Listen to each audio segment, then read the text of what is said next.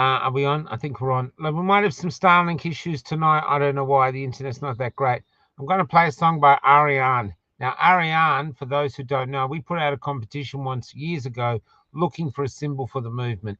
And this was the first symbol. We've got the blue bee now, and the blue bee is, I believe, who we are.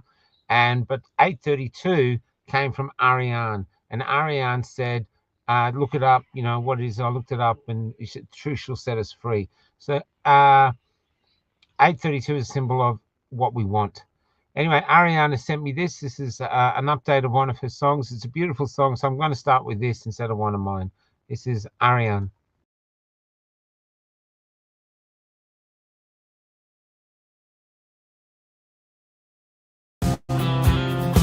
Taking the 832, heading out of town. There is nothing here to see. Don't want your kind around. Build back better, brain fog is rolling in. Everywhere I go, absurdity is king. You can be silent, but they'll come for you and they've come for me. You can hold on to your material things, but you lose them anyway. They will turn the screws and come for you. Lift up your voice and join the front line. You were born for this time.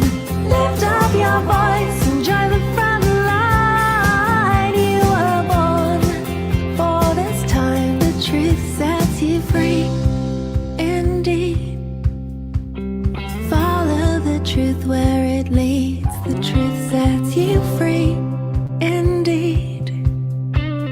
Follow the truth where it leads. The truth sets you free.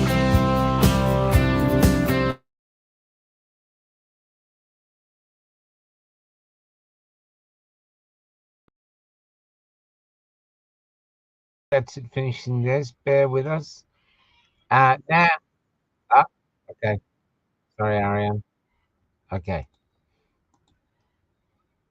Okay, so I'm just checking the speed now. Now, a few weeks ago, I think it was a few weeks ago, I had Simon Rourke on the show, and we had a great old chat. And I asked him, would he like to come on for other chats so that we can talk about what's happening in Australia and the world from just a male point of view, a bit like what the fuck boys do. It's just two of us, but we're just coming on. I think there's some banter between us, so hopefully he's not going to fuck it up. So I'll bring him on. How you doing? I fuck everything up, Michael. Yeah, I'm the that's why king you're of on Cafe fuck up. Locked Out. Yeah, that's right. It's the Cafe for fucked fuck up. ups. Cafe.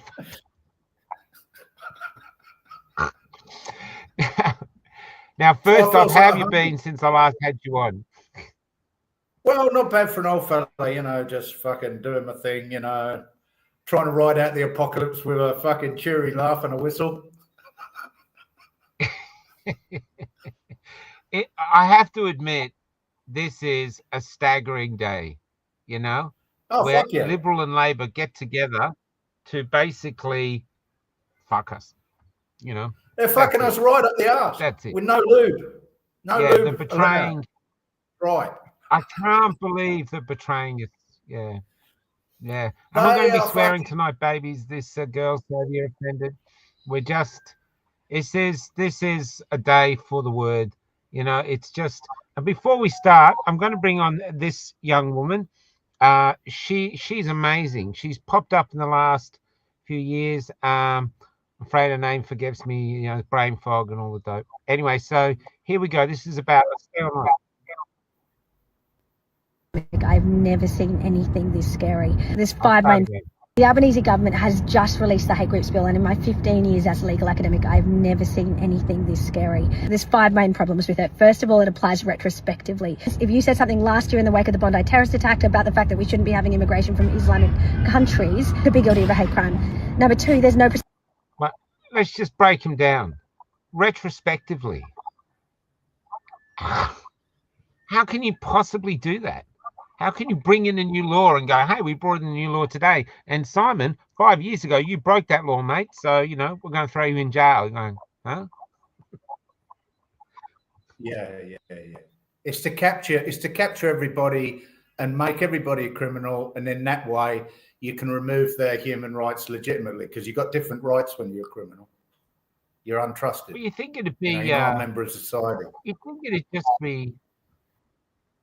You think it would be either against the Constitution or just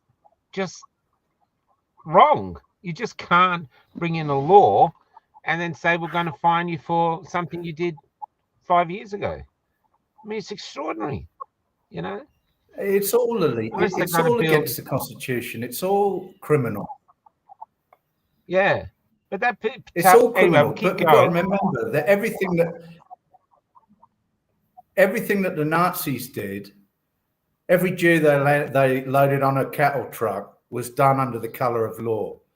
We're not under the rule of law anymore. We're under law that they just fucking make up, pull out their ass, pull out of thin air, and then, you know, apply it. And the only way that can ever be corrected is in the High Court or by military means, right? Yeah. We're never going to, they're going to have their way with us. They're going to have their little vampire ball. And, you know, how these things always play out is it's the police and the military who decide, do you know what, we've had enough of oppressing our own people, our brothers and sisters, and our mothers and our fathers, and we're going to fuck you up now. That's what happened in Romania. Yeah, that's right. You know. Yeah. We're fucked. It's what's happening in Iran. All we have is our voice. It's what's happening in Iran. Yeah. Yeah. All we have is our voice. Now they want to take that away. Why do you think that is?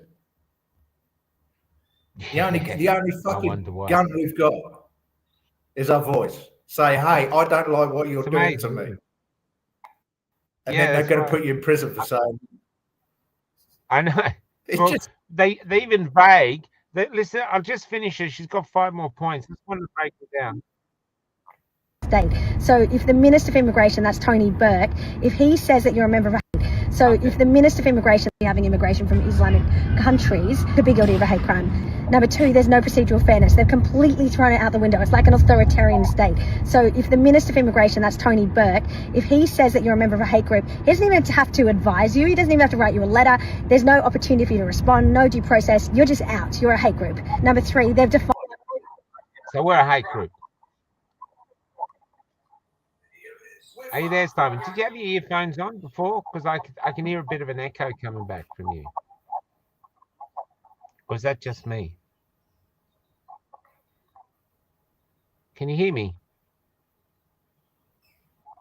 No, I can hear you. Yeah, I just thought you were playing that video. It's breaking up my end, that video. I can't hear it.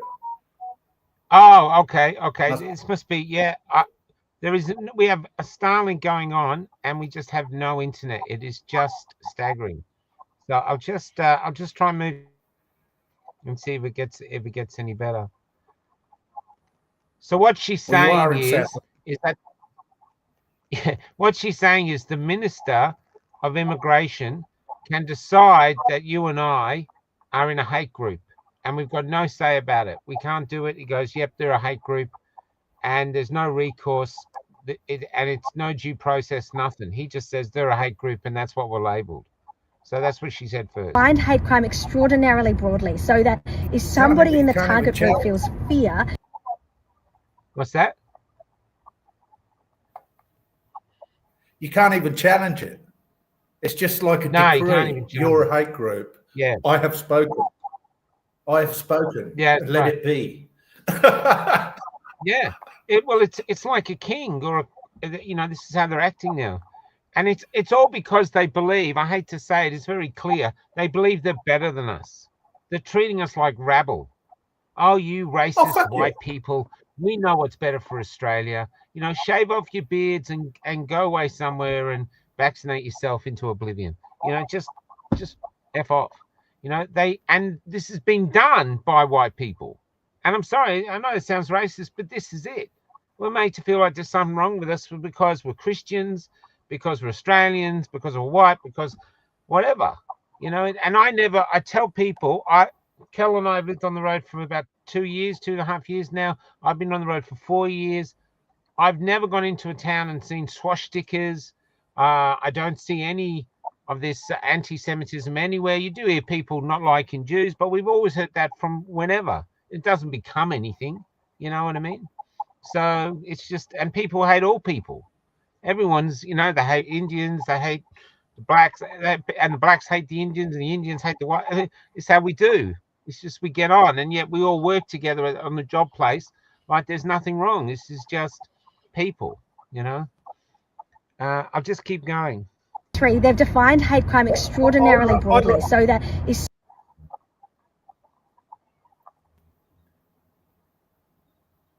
Yes. Oh, sorry. You can't hear I thought you were playing the video again. I said I would rather people be able to express dodgy views. Like I was saying to you earlier, I've met a bunch of young lads in the pub, and they were anti-Semitic. They saw the root of all problems in the world came from Jews, and I was able to talk it through with them and kind of give them another perspective and challenge their ideas. That's how you get a society, is in the marketplace of ideas. You challenge other people's ideas, and whichever is the best idea wins. That's how things work. Well, that's how they used to work. Look at this comment here. John T. Bastine, good name, brother. In reverse, they are the hate group. Beautiful. Yeah, they are. They hate us. They hate us. They're fucking right. They take their freedom of speech. You know, they just poisoned everybody, Michael. Of course, they fucking hate us. They want us dead. I'll keep going with this though. So what she's saying is that now they want us to shut up about it. Yeah, that's right. That's right.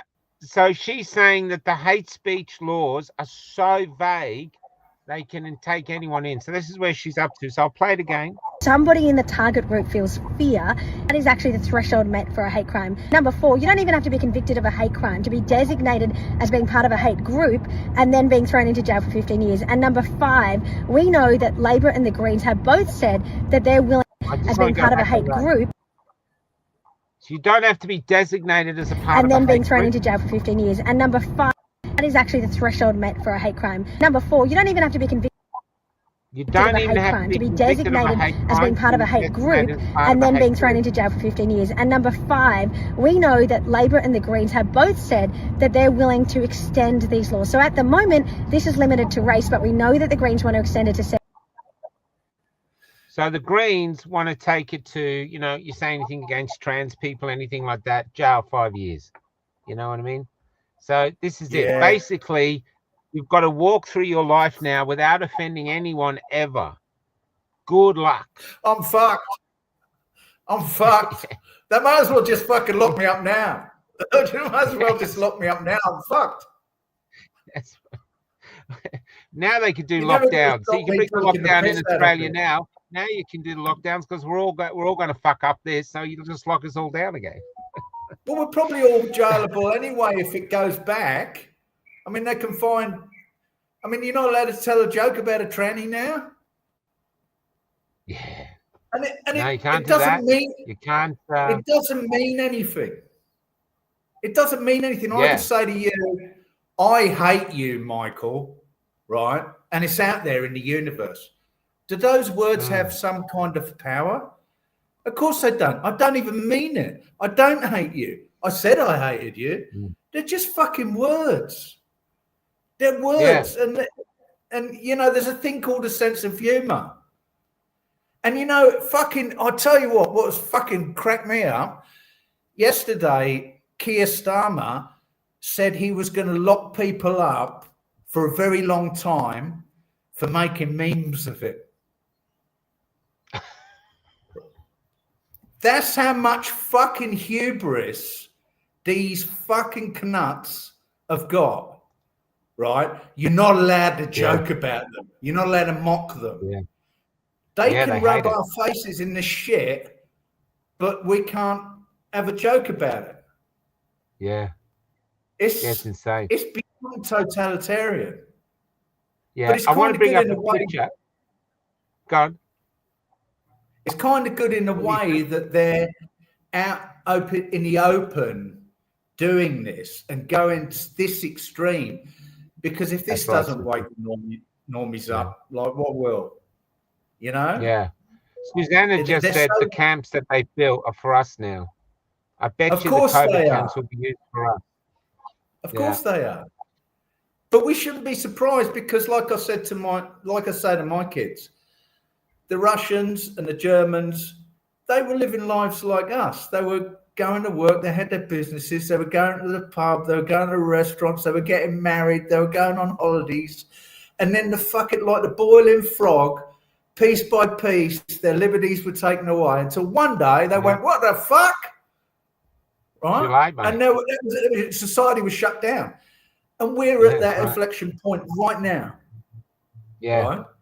Yeah, So that's it's what I'm not going to saying. be. It's not going to be a surprise to you or me if we get locked up in a camp. It won't be a surprise. It'll be like, well, told you so. But it's going to be a big shock for the rest of society, Mr. and Mrs. Normie. It's going to be traumatic. I'll just play you something. I got this from England. This happened the other day in England, right? With their hate speech sign.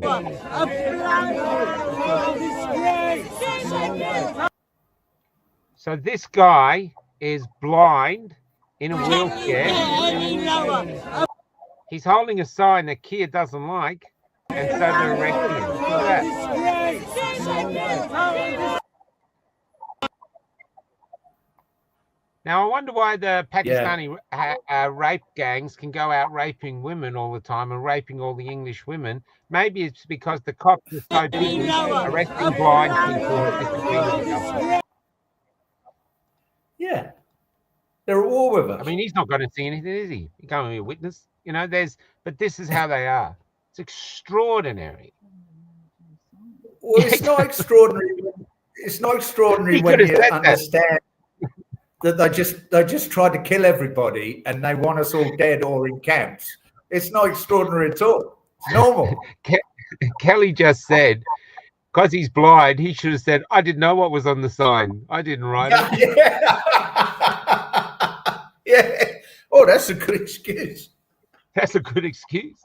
What do you mean it says that? I thought it said, I love the government. Now, I want to talk about AI. A lot of people don't like AI. I'm not going to get into a big discussion about AI, but I want to show you this. I'm watching a lot of AI art going up. Can you stop the comments for a sec? But this one, I think this is a work of art. This is so powerful. This sums up where we are now, and a lot of people think. Watch this. Yeah. Now, the guy that did this is here, the Dissident Art of Monday Australia. Artist is Peter Yates, 1968. Silence the Streets of Australia. The laws now bind. Voices, low signs. What happened there? Voices, low signs are going nowhere to go.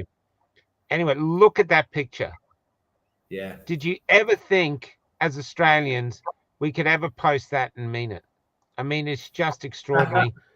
That's where we are. It about sums it up, doesn't it? Yeah. And that's the power of art. That's why I think we should use AI art, use it in music, use it in this, because that can reach so many people. I mean, look at it. I just don't understand how the politicians can live with themselves. You know, they're just. It was like I was saying to you last time about the music. That guy probably can't paint, and I mean, I don't mind painting a bit of art every now and again, and it takes a long fucking time, like any creative process. So that guy, he can't paint, but he can get his vision onto paper using the medium of AI. Right, and that would never be manifest in the world if it wasn't for AI. So what the fuck's wrong with that? I don't see anything wrong with it. Yeah, that's right. It's good. And he's doing it so quickly. He's done it today. Like, honestly, if you were painting that, it'd probably take you weeks. Even if you could paint at that level, I can't paint at that level. I'm sorry, but that is, and where it's got the flag and the stars, I mean, that's just haunting. That's a great T-shirt. So I should get in contact with him. I will get in contact. I've shared it and say, man, I think this is a work of art.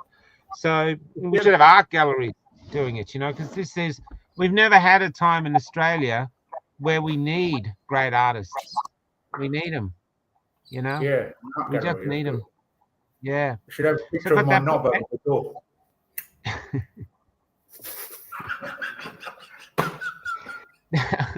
Now back to the hate speech laws. I did a rant today about it, but one of the great problems we have, and this is not aimed to the people here at all, but one of the great problems we have is those who decided to comply through COVID, who just thought, oh, I'll just do what the government wants and then they'll give me my freedoms back. Well, here's your lesson. They took freedom of choice, whether you like it or not, they did. You handed it over. And now they're taking freedom of speech. And it's not yours to give away. Your grandfathers and great-grandfathers fought for it, not as a gift to you, but as a responsibility for you to hold on to and hand on to the next generation. Yeah. And our generation in Australia now is just giving it away without a fight. And freedom needs to be asserted. Yeah. It needs to be asserted. It doesn't just fucking, it's not a stasis. No, it's not a gift. It's not like the rich people suddenly go said, what's wrong? Do you like work? You don't like working 22 hours a day? Oh, you want a holiday? Oh, sure, we can give you that. How about 8 hours a day and we'll give you 4 weeks holiday and extra money? None of that was given. It was taken by unions, taken by force from the rich. That's right. Now they're taking it back. Right. Yeah, I can't remember which king it was. I think it might have been John, but he was forced to sign Magna Carta. Yeah, that's right. He was forced. And he did it under fucking duress. And then they cut his head off. Now they're shitting all over that. Yeah. I mean, it's the foundation of Western democracy and law. Yeah. And they're shitting all over it. Yeah, it's amazing, isn't it? It's amazing. Yeah, the saddest thing is, sorry, Simon, the saddest thing is it'll be the next generation or the generation after that will get rid of it. And they're going to have a real fight, but they'll be so desperate for freedom, they'll do what has to be done.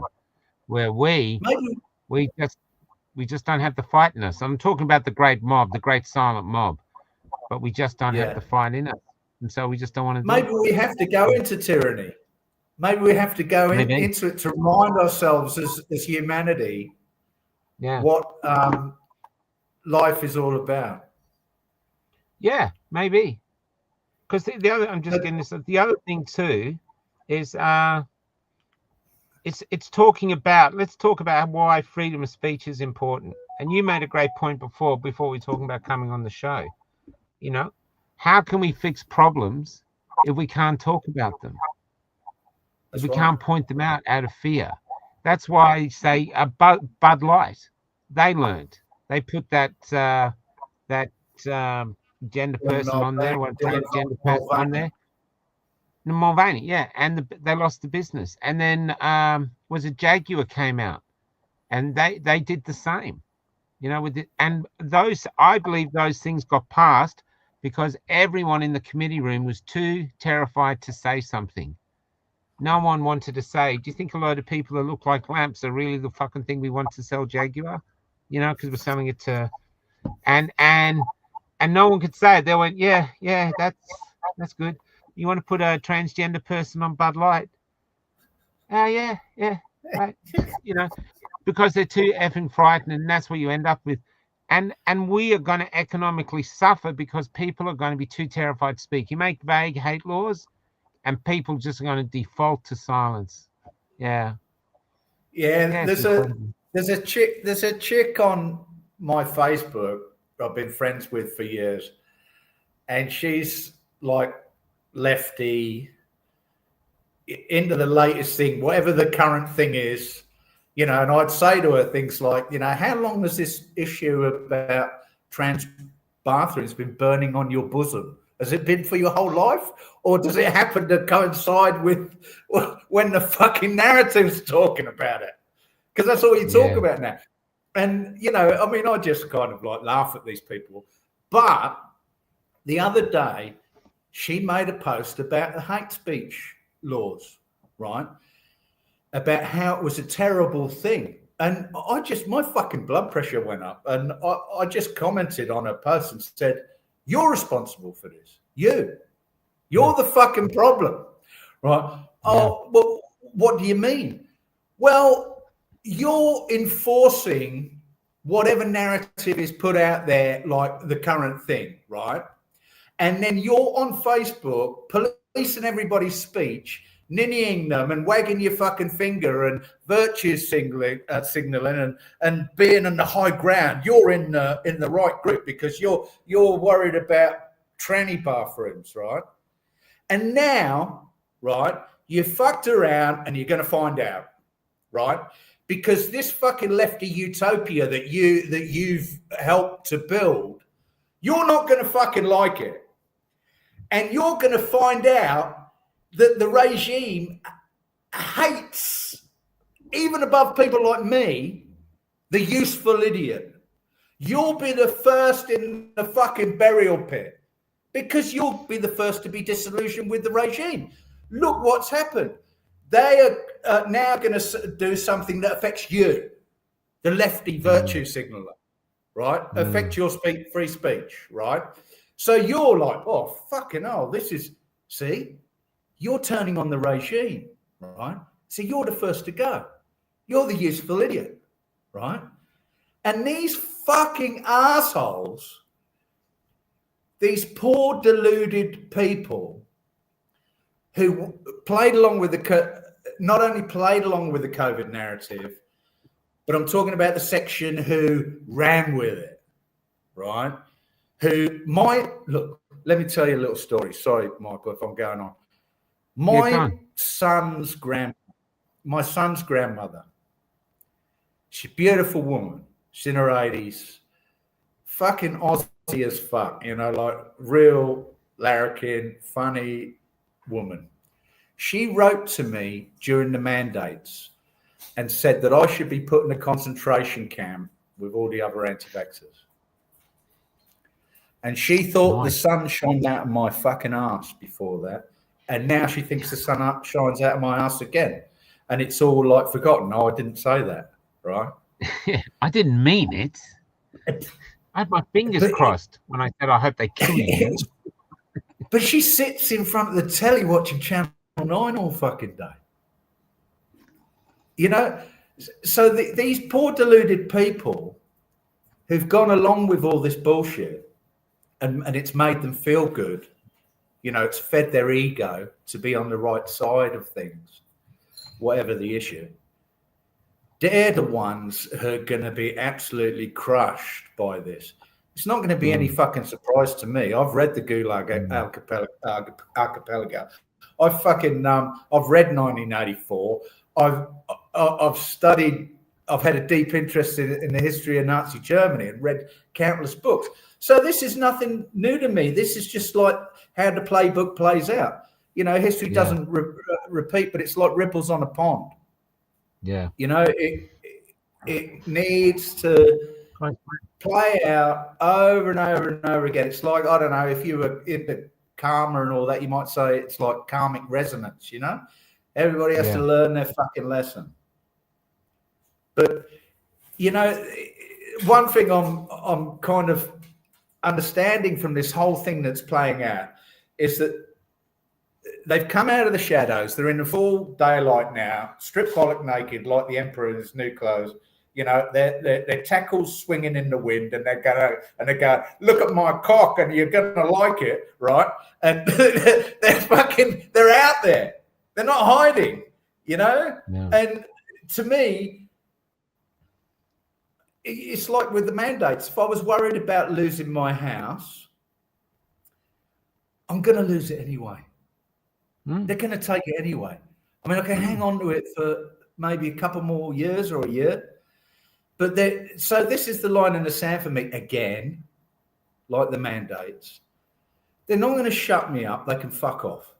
And I see it as an opportunity to, if I get in front of a judge, to say to him, hey, I'm not quaking with fear, and you're the criminal, not me. Yeah. Because when I ask myself, has the world changed or have I changed? I haven't changed. I'm the same old, been a good citizen, paying my taxes, generating wealth for Australia, right? Not leeching it out. And now all of a sudden I'm a fucking criminal. So Yeah. lock me You're up, the bad man. take my stuff, go fuck yourself, and I'll see you on Judgment Day when you stand in front of the great judge. Well, what I think they're going to do is they're going to do it like England. They're probably not going to arrest you. They're going to arrest grandmothers. This is what I'm guessing. They're going to arrest people we don't expect them to arrest. And what that is to do is to terrify people into silence. People are going to go, they just arrested an 82-year-old woman, put her in jail. They just arrested a 60-year-old blind man, put him in jail. You know, they're getting pedophiles and rapists, and they're releasing them from jail so they can put in these terrible Facebook posters, you know, and that's what they did in England. So it'd be interesting to see if the same thing happens here. I mean, they'll go after us too, though. I mean, it's the chilling effect, you see. What they want is for us to police ourselves. Yeah. Oh, I can't say that, because that's what they've done. Now, because it's vague, they're basically putting the censors in our souls. So people would just be going, stay silent. So in the past, we would my father used to go to me, you can be anything you want. I don't think he meant it, but he used to go, you could be anything you want. You know, he used to say it all the time. And other people used to go, dream and go for it. Now you got to teach your children this. Don't say that. You can't say this. You can't say that. You can't say this. You can't say that. Now, in a world where they can't say anything, where they're terrified to speak, how can they grow? How can they explore themselves? Because you have to, the way you grow is you fuck up. You do things that fuck up and you go, okay, well, I really, you know, that was a car crash, but you learn from it. You get stronger and you learn. You learn to do something like apologizing, like going back to someone and say, look, you know, I was a bit out of order when I said that, I was a little bit drunk, but, you know, sorry, man, you know, can we make amends or something like this? But it's effing up and then growing from that. This stops that. Yeah. This makes everyone too terrified to speak. And so most people who are not courageous will default to silence. And that's why that's why this image is so powerful. This is the future of Australia. For those who are not courageous enough to go to jail or get arrested, you know, you're going to be silenced now unless you parrot what Albanese or whoever's in power says. And the Greens, they want to go further. They just want to basically, it's they're the fucking Nazis. The Greens are the Nazis. They're out of control. I think they think they're morally superior to the rest of us, and we need to be re-educated to think like them. You know what I mean? So, you know, we have to get to a point where you sit there and go, like in 1984, you know, that guy held up 4 fingers to Winston, said, how much am I holding up? And Winston said 4. But eventually, after enough torture, Winston said he doesn't know. Yeah. He doesn't know. And that was the answer they were after. And so now what they want is they want us to go, can a man give birth? Can a man give birth? And you just have them going, I don't know. Can I say something about that? Can I say something about that, Michael? Yeah, go ahead. Like I said to you, you know, in our private conversations, I got mixed up with a like a cult, right? Religious cult. Yeah, it's a great story. Go ahead. It never it's a Christian, pseudo-Christian cult. And I got dragged in by somebody else. But they never broke my mind. But I was more curious than anything. So I hung around for a while, you know, for a fair while, and to work it all out. And this is how they break your mind. What they do is they'll give you so say they got 10 doctrines, right? Do you believe in the virgin birth? Yes, I believe in the virgin birth. Do you believe in, you know, God became flesh? Yes, I believe God became flesh. Do you believe in death, the crucifixion, death and resurrection of Jesus Christ? Yes, I believe in that. Do you believe you have to wear the magic hat to go to heaven? Right? And you go, the fucking magic what? The magic hat, brother. You got to wear the magic hat or the magic underpants, right, to go to heaven, right? Yeah. And you go, well, I don't know about that. And then the rest of the cult like comes and works on you and says, "Oh, look, brother, better minds than ours have worked it all out before. Before us. You got to accept the doctrine of the magic hat or the magic underpants. Right, to go to heaven." And in the end, most people will just go, "Yeah, all right, I believe in the magic hat," right? Yeah. And what that does is once you've violated your conscience once, you're broken like a horse, right? And you'll do it again and again and again. Yeah, that's right. And again, right? And that's how they get power over you, right? Yeah. It's a trick. It's a magician's trick. And what these fuckers are doing with their men can give birth stuff and all that is nothing but that. They laugh that's at us. right. I mean, I don't know I don't know anything about your religious beliefs or anything, but to me, I'm just a Christian. I imagine the demons just sitting around laughing, pissing themselves. Yeah. Like, they fell for it. Women can give birth. Like, they're fucking laughing at us. Yeah, It's so I agree with you. ridiculous. It's so ridiculous. Men can give birth. And that's all it is. And it's to break us. They're at war with us. They want us gone. Yeah, I'm just going to bring up this thing. I'll see if it goes. This happened this week. I thought it'd get more. So this is a senator on. His name's Senator Hawley. I really like him. He's a Republican from America, but he's just great. We'll stop this as we go, but listen to this. You bring it up. Why don't we just start there? Dr. Verma, I wasn't sure I understood your answer to Senator Moody a moment ago. Do you think that men can get pregnant? I hesitated there because I wasn't sure where the conversation was going or what It was going to the answer. the goal was. I mean, I do take care of patients with different identities. I take care of many women. I take care of people with different identities. And so that's where I paused. I think, I wasn't sure where you were going with that. Well, the goal is just the truth. So can men get pregnant? Again, the reason I paused there is I'm not really sure what the goal of the question The goal is just to establish a biological reality. You just said a moment ago that science and evidence should control, not politics. So let's just test that proposition. Can men get pregnant? I take care of people with many identities, but Can men get pregnant? there are many women that can get pregnant. I do take care of people that don't identify as women. That Can men get pregnant? again, as I'm saying, Let me just remind you, you testified to a moment ago.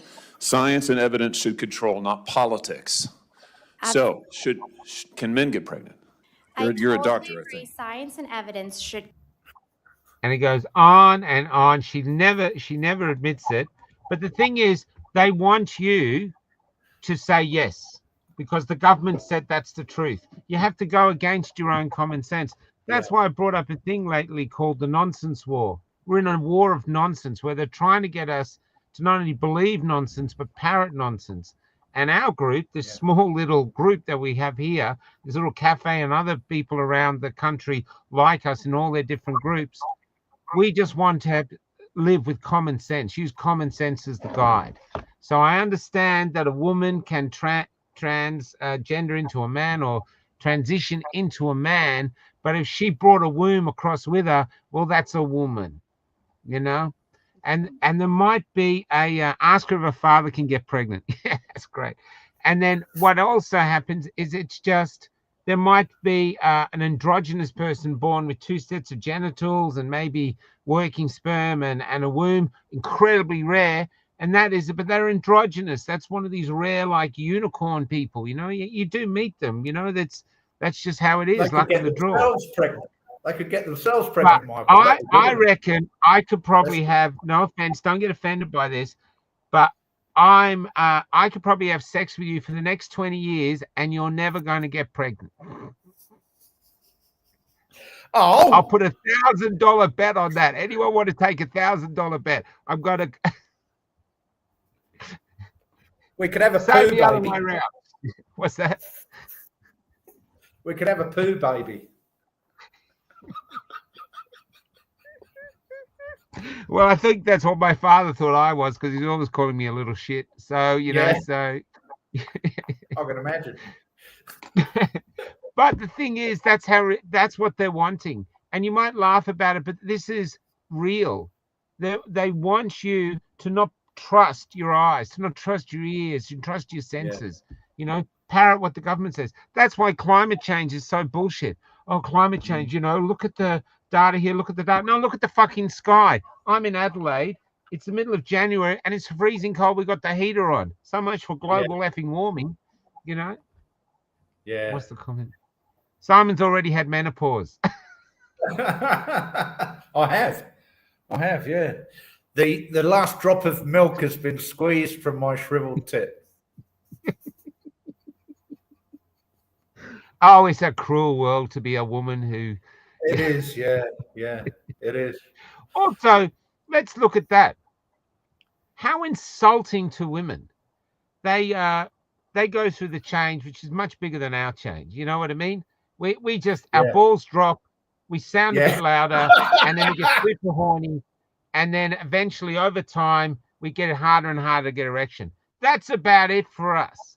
But women, they have to change, so they give birth, they have to breastfeed, they have to have menstrual cycles once a month. You know, they have to then, if you've ever been with a woman when she gives birth, it's insulting to say anyone can just pretend to be a woman when you see a woman give birth and what they go through. You know, so it's insulting to women everywhere. And then they go through menopause, just like they haven't been cruel enough. They've got scars on your belly from giving birth, your boobs are a bit lower because you've had babies hanging off them, and just age. And then they treat you like, in order to be a good woman, you have to look like Elle Macpherson, and you're getting a bit old and grey, so you're feeling this. And just when you're feeling like complete shit and you're trying to, maybe your husband's left you and you're trying to get back into life, bang, you get menopause.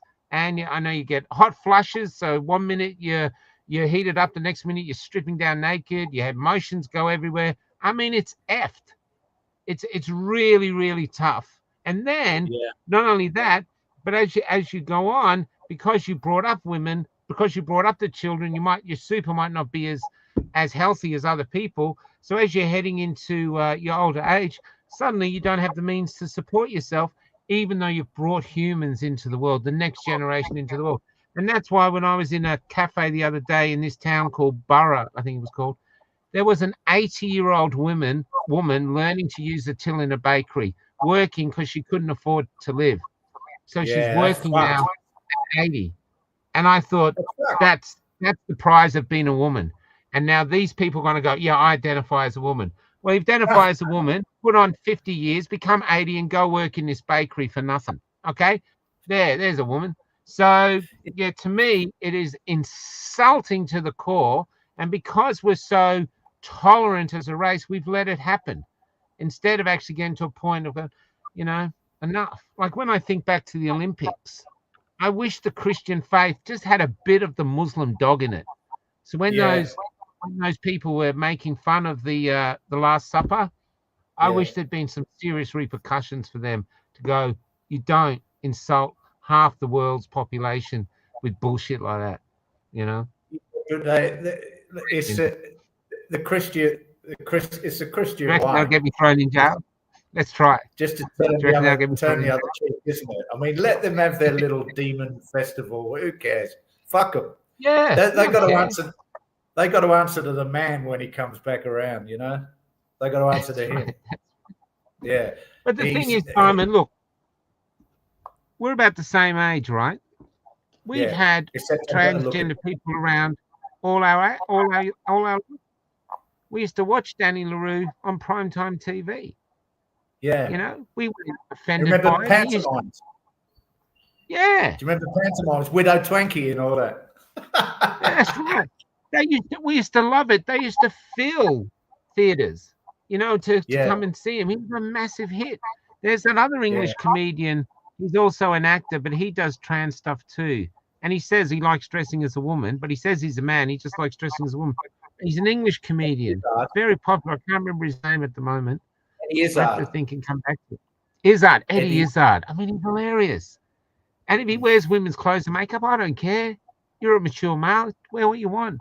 But you're funny, do so it. I watch it.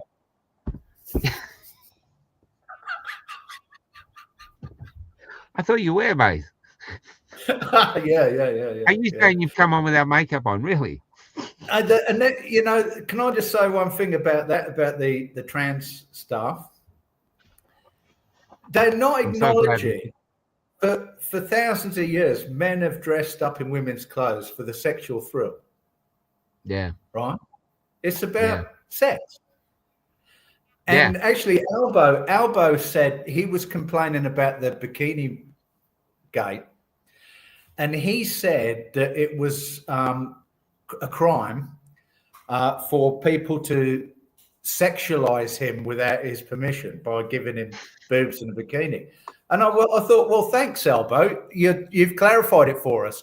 Dressing up as a woman is a sexual act, not an identity act. So somebody dressing you as a woman is sexualizing you without your permission. Thanks for the clarification. Very good. Right. That's right. I've got this picture here. So I'm going to bring up a picture I took of I used to photograph people, just art photographs. And I took this photograph of a guy called Wayne, very eccentric man. But I took this shot and I showed it to a newspaper, and they said, we love the shot, but we can't post it because it's racist. And I said, how's it racist? And they said, we don't know. We just feel that it is. I'll show you the shot. How's that? Isn't that a great photograph? It is a great photograph. It looks like a painting. How hard it was to put the flag like that?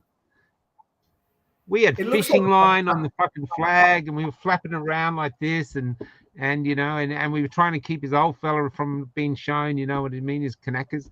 And so, but it's a great shot, but that is deemed as racist. And I think it's fucking horny.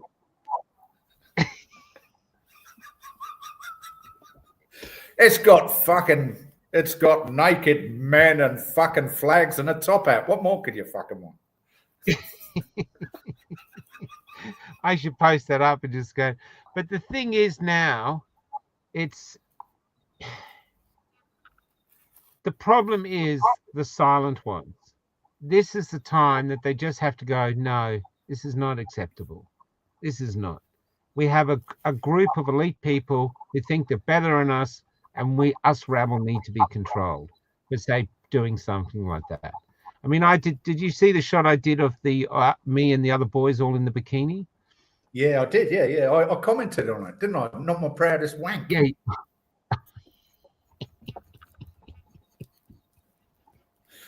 I was fucking serious as well. I was ashamed afterwards. That's okay, but we forgive you. We forgive you. It's a shame you send us the tissues, but we forgive you. Now, that's something else I want to talk about. Now, this is totally different subject, right? I'm noticing that I think I'm looking back to the 70s, and I saw this photograph of the video of the beach. Everyone looked amazing. Guys our age, we're just there wasn't an ounce of fat on them. They were just in their bikinis or in their budgie smugglers. They look great. Old people look great. Young people look great.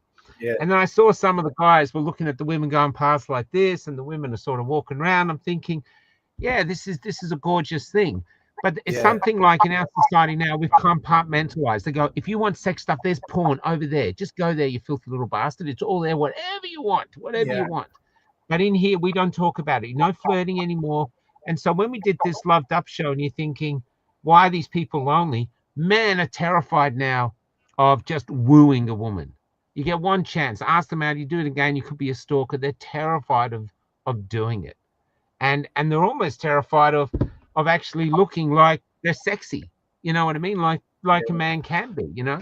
You go to bars, they're sort of placid and stuffing like this. It's almost like we've got to a stage now where there's something wrong with sex itself, or something discreet and something this. Where personally, I simply love fucking. I really do. Yeah. I really love it. I think it's incredibly healthy for the soul and the body. And it just sort of centers you. You get to a point where you're having a great session And it's like the universe disappears. It's like just the two of you. It's like the source of creation. And whether you like it or not, even these idiots who are bringing in these laws, these ones are bringing in these laws and everything else going on, and everyone else wants to trans to whatever they want to fucking trans to. The only reason they exist is because heterosexuals like fucking. We bred all of you. That's it. It wasn't the trans, it wasn't the gays, it wasn't the lesbians, not putting them down. It was us, filthy little heterosexuals. And we bred everyone. That's it. Yes. You wouldn't be here unless we liked interacting with each other. And I've I'm had sick of many like children, hiding from many, no, many no, children. that's bad. You shouldn't say this, you couldn't say this, you can't flirt, you can't this. F you all. It's a natural part of being a human being, you know? Yeah. I'm like, I want to no, get I off my fucking shit. love you. Have we lost half the audience? Oh yeah, you said you take all three sisters. Yeah, I'll take That was a all of great them. Yeah, comment. I'll put them in my fucking compound, but they've got to convert to Mormonism. But can I say something about men and women? The male-female dynamic has been severely damaged by social engineering. Yeah, For a lot of 100%. men, including myself, the cost-benefit analysis, right, is not there. Yeah. It's No. like, why would you enter into a contract where you're going to get stiffed? You know, Yeah. I learned my lesson on my second house when I Yeah. gave away the second house. Right now, that doesn't mean that I hate women. I've got anything against women. I love women. Women are great, Yeah. and I'm a romantic guy. I love, being in love. It's great, but you get to a certain age where it's too late to start again. Do you know what I mean? With financially, and you got. Oh yeah, financially. Yeah. Well, that's Yeah, good for me and because I'm just broke. So it doesn't bother me. Yeah, well, you're in a good place as far as that's concerned, aren't you? You know. But Yeah. I mean, I Kelly had can a have half the girlfriend- bath if she wants. But I had a girlfriend, and she was with a very rich guy and an ethiologist or whatever they call him for a long time. Lived in Cottesloe, and he really stiffed her on the. She'd contributed financially in other ways, but she just wanted all she wanted out of millions was 40 grand to start again. And he wouldn't give it to her, and she took him to court, and I helped her with prepare her own case because she couldn't afford a lawyer. And they gave when you represent yourself, they give you like case studies to read. okay. And it was a real eye opener. If you say if I've got a girlfriend and she stays at my place 2 nights a week, and I stay at her place 2 nights a week, and then the rest of the time we're apart and we've got our own houses. After 6 months, she has a claim on your property because the lawyer can just argue that it's a de facto couple because you're spending nights together, even though you don't live together. So when the game is that fucking rigged, you're asking for trouble. The thing is, though, I hear what you're saying. Like I think it's 2 in every 3 relationships end up in divorce or separation and mucky. 2 in every 3. And I saw a comedian say, I think it was Seinfeld or someone else said, if you were going to jump out of a parachute and you're the parachute instructor, and I said, what's the chance of this failing? You said, well, 2 out of every 3 fail to open. There's no fucking way I'm jumping out of that plane. That's right. I'm not that lucky. I'm just not going to do it. But it's different than this. You know what I think? It's easy to say, no, I'm not going to do it. I'm going to hold off. I'm going to hold off this. But the universe likes bringing us together. Yeah. And then you meet someone and they get under your skin and you can pontificate about how this bachelor, this as much as you like. But once that spark, whatever it is, and it's a shame if you're going with men, whichever way you swing. But let's talk heterosexuals for now because we are heterosexuals. Let's do that. You get that spark and it can be instant. And all your defenses are gone. I mean, I'm not dogmatic. And that, I'm just saying No, it would I have get to be a really special person. Yeah. You know, And you get to our age and you think there's none of them anymore. They've gone. well, They're they either are, married. but the chances of meeting they them are are there. remote. They are there, yeah. Yeah, but I mean, they are there. But it's, yeah, I agree. I'm weird though, You because do. every woman I've ever fallen in love with, I've just walked in the room and gone, dong, and that's been it. Yeah. Like instant connection. I look at that expression. That's what I had when I turned. Cal was putting money in my pocket, and at Lismore, and I turned around and said, "What are you doing?" And she said, "I'm giving you a donation." I said, "Don't give it to me. It was the floods. Give it to the flood victims." And then I looked her in the eyes. And I was like, "Bang!" That was it. That was it. There was no. I didn't see it coming. I'd done about 8 interviews or more. I was really tired. My ribs were broken from I'd had an accident a few days before, so broken ribs. I was in a world of shit, and it didn't matter. Smashed right through all of them, you know. Yeah. And it can be hard. Relationships can be really, really hard, but I don't know. There's such a magic to it when it works that it makes life worth living. You know what I mean? It's like having this great garden, but you got no flowers, and then the relationship is all the flowers opening up. I mean, it's Look, that. you're right. A woman should be your right hand. We're created as a pair, and you're not whole, right? You're created to be in a union, the two of you, right? Mum, dad, and the kids. But unfortunately, in the world that we live in, and the way that these assholes have been fucking with everybody's minds, it makes it extremely difficult to have that. And like I've said to you before, you know, I don't know what loneliness is. I just love my own company.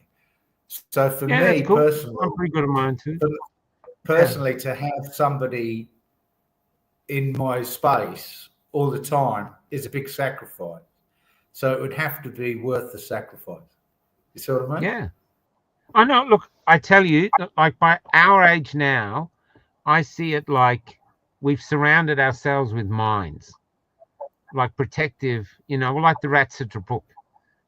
I met so many blokes. Remember my last job in the trams? There were so many single blokes there. They wouldn't even look for a woman. They had money, good money. They were going on holidays by themselves, but they were, I don't know what they did, whether they went to shagging holidays. They're going on shagging holidays. Yeah, shagging holidays. So I don't know if they did that, but they were confirmed. And it wasn't that they were so much scared of women; they were terrified of losing what they had, because they had a belief that if they got with someone, they'd be with them somewhere for a few weeks, and then if it's separated, suddenly they lose everything or they lose a half. So they were. You know, a relationship lasts 5 years on average, right? 5 years, you lose your house. The trade-off isn't worth it, you know. But a lot of that is people settle. They go, okay, this person will do. Yeah. Right? And they'll they'll ignore the red flags. But also, a lot of the time, people misrepresent themselves. You get a girlfriend, and it's like 2 months before the demons start manifesting. Well, same for us, you know. You bring him around to your house. I know that one. Love you, bye. I remember talking about this once. I was in a cafe, and we're supposed to be talking about the world, but I'm really interested why there's so many lonely people. Anyway, I was in a cafe, and I was chatting to someone, and my brother was there. My brother doesn't talk to me anymore since COVID or before that. Anyway, so he was there. He's very different from me. He's very proper. And I said to this mate, as a laugh, if you're with someone new, how long are you with someone new before you fart freely in front of them? A week, a day, you know, how long? A minute. And we were laughing, going 10 minutes, you know, we're just taking the piss. And then my brother said, "What do you mean?" And I'm like, "What do you mean? What do I mean? You know, how long?" He goes, "I've never farted in front of Shannon in my life." Now, he'd been with this girl 5 years. They go camping together in this little fucking tent. I said, so, and they're incredibly religious, hugely religious. So I felt like saying, so what do? You know, just go, I feel I have to go talk to God by myself. So he runs out of the tent, gets in the thing, he goes, where she's in the tent going, thank God. And then he comes back in and they just say nothing.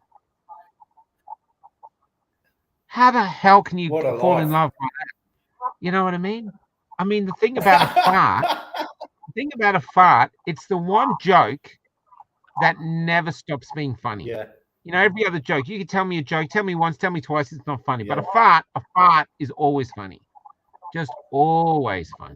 You know, I remember Yes, the years universal. ago, I was about 10 It's years the old. We were universal in this church Everybody gets it. and I farted in the church. And it, because of the resonance, it fucking went, instead of being it just went like a fucking, you know. My mum never stopped telling people about that for a few days. She loved it. She goes, "Did the party? Did a little fart? Was it? How big was that fart? How big was that fart? It was so big. Everyone was laughing." Oh, yeah, thanks, Mum. Thanks. I feel closer to God now. Anyway, but this is I'm serious. That's how it was. But the thing is, it was funny, you know. I mean, Mum's probably not watching, but we used to have a joke that she was fart propelled. If she wanted to get from one lounge room to the other, she had to fucking fart away there. You know, this is just humans being humans. And I feel that we're being sculpted to be this silent thing that doesn't do anything wrong. And we're so terrified of what other people think, because now what other people think can get you in jail. They go, that young boy farted in church and I'm offended. I'm offended. I see that fart as sort of hate fart, you know? So, you know what I mean? It's getting bonkers. Humans should be allowed to be themselves. And the other thing too, you said this week, and I'll end on this rant because I'm just ranting. It's how dare the government think that they have the power to tell you, Simon, what to say and what you can't say. Because once they start getting you, you can't say this, you can't say that, they're in your head. They're filtering, they're getting after your thoughts. You know what I mean? Yeah. Yeah. Okay. How dare they? They're the thought police. Yeah. Oh God, I'm trying to cook. By the way, nice I dinner never steak fart. and- I never fart.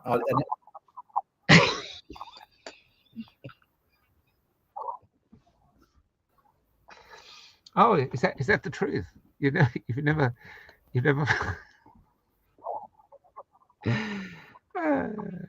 Yeah, I never fart, and if I did, it would smell like lavender and rose petal. If love is real, farts don't matter, says Hugh. That's right, guys. It smells like lavender. Right. Let one rip. Right. Do it. Give her a Dutch oven. Fucking under the blanket, under the doona. Take that. That's funny. It's like, it's funny, but it's pretty thin. But the thing is, it's getting the fun out of life. You know what I mean? It's how I just and the other thing too, and this is the really important thing. Free speech and freedom of choice are like parents. One's the mother, one's the father, and the child they give birth to, if you allow these freedoms free, if you really, live your life by them, they allow you to find out who you are. You screw up, you do this, you make a choice, that didn't work, so you make another choice. Freedom of speech, you talk about what went wrong and all this figure it out. And you figure out who you are and you bring that person to our community. This is who I am. And that's a gift. And we get stronger because we've got all these beautiful individuals who actually want to work together in a society, but still be individuals. Where now they're trying to make us into non-player characters, useless eaters. They've decided that's what we are, and they're making us that way. Well, everyone's talking about rich. That's why they're attacking free speech, because if you take that away, you take everything away. It's gone. Yeah. It's game over. That's right. That's the reason. Because anything they bring in now, you can't say anything about it. These demonic Everyone's hobgoblins, talking right? Yeah. They want to. Yeah. They want to destroy everything. Yeah. Yeah, they've got a vision for the world. There's nothing that. Yeah, they're going to be at the top, and everybody else who they allow to live, which won't be many, will be enslaved. That's their vision for the future. But I've got big news for them. They're fucking nuts. It's not going to happen. What is going to happen is they're going to end up, right? What they're wishing on us, they're going to get. Yeah? Well, that's what they're going to get.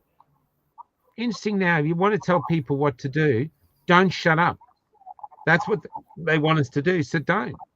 Speak freely. Don't. Even if it means you have to go to jail for a little time, do it. The more of it they do, I think people will eventually get outraged. It'll be just, well, we're waiting to see it in England, but England's still fired up about it. Then they've got that other Irish Enoch, I think. I'm trying to reach out to him. They're throwing him back in jail because he won't use pronouns. A Christian, he won't call a kid they, them, whatever. And so they've thrown him in jail. Last time he was in jail for 509 days because he wouldn't use a pronoun. Isn't that incredible? Yeah. You're breaking up. You're breaking up a lot, Michael. I don't know if your connection's. Oh, that's it must be the internet. I'm really sorry. If it's your connection. Yeah, I wish I could help. I don't. Is everyone? Am I breaking up for everyone else? Let me see. So we see if it's my. I'll change to another one. While we're here, there's something else I want to pick. I'm in South Australia, and this is Raina Cruz. There she is. Now, Raina Cruz has been sentenced to jail for 4 years. We thought it was because. Am I frozen?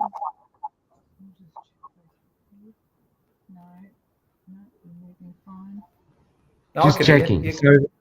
So this is Raina Cruz. So Raina Cruz, there she is there, beautiful woman, and a very strong freedom fighter. And now they've thrown her in jail for 4 years. We're not sure what the story is. The official story is that she assaulted a police officer, but we've heard other testimony which says that she sort of accidentally or just turned around and hit a security guard. And they've given her 4 years. Now, she lost a child at 2 years old to a vaccine injury. And she's got 4 other kids, I think. And then her husband also died. And I believe that's what it is. And now she's in jail. And I think we should be promoting her around Australia to let her go, because this is it. This is discrimination because she's an anti-vax and they've thrown the bus at her. If she was a new migrant who'd maybe sexually assaulted someone, she'd get a new car and a trip to Bali. But here, this is discrimination against her. And so I'm hoping, I've reached out to a few people in Adelaide. I've given 3 numbers. Only one got back. She said she couldn't help, and the other 2 haven't returned the calls. So we're just hoping if there's someone in Adelaide, maybe her children, or they're grown now, anyone who might be wanting to come on and fill us in about the story of Raina Cruz. We were trying to get to see her in jail, but we're not going to be here long enough. It actually takes a considerable amount of time to go through the process of getting to see her. But so if anyone's in Adelaide, we're in Graham Lyons. We're staying at Graham Lyons Farm. We've got probably another 2 days here, I'd say. We've just got to do some work on the water tanks tomorrow. So so if anyone in Adelaide wants to come out and have a chat about Raina, I think we should get a poster and story up everywhere and shame them as to what they've done to this woman. So or even just let's hear the real story. Everyone's got the court transcript, anything. Yeah. Get a postal address so that we can drop her a line, keep her I'll try that. Yeah. I'm not even sure what jail she's in, to be honest. But apparently she's holding up well. Graham's been to see her, so we can get some more information then. But it's basically they threw the book at her, She's got the same sentence that Rainer Fulmich's got. So he's 4 years over there in Germany too. Yeah. Well, anyway, the other thing that I wanted to bring up was there's all talk about war. And Richard came up and talked about war. And there's talk about, we're going into World War III. But I hate war. I know it looks good in the action pictures and stuff like this, but I just wanted to play this as a soldier. I found this on Instagram, I think, and listen to how powerful this is. I gave the order for them to use the missiles on the building. So we hit it. And then we stormed into the building. And there was 2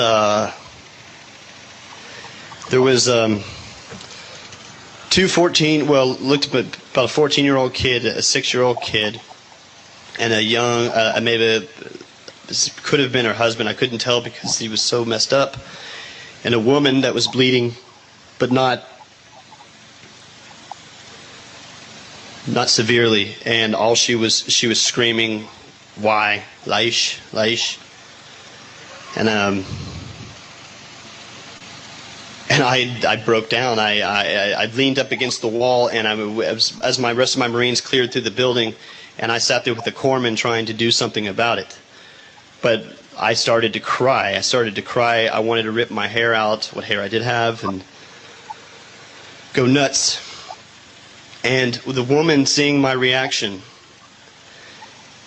came up to me and put her hand on my cheek and said, "Inshallah," which is God's will.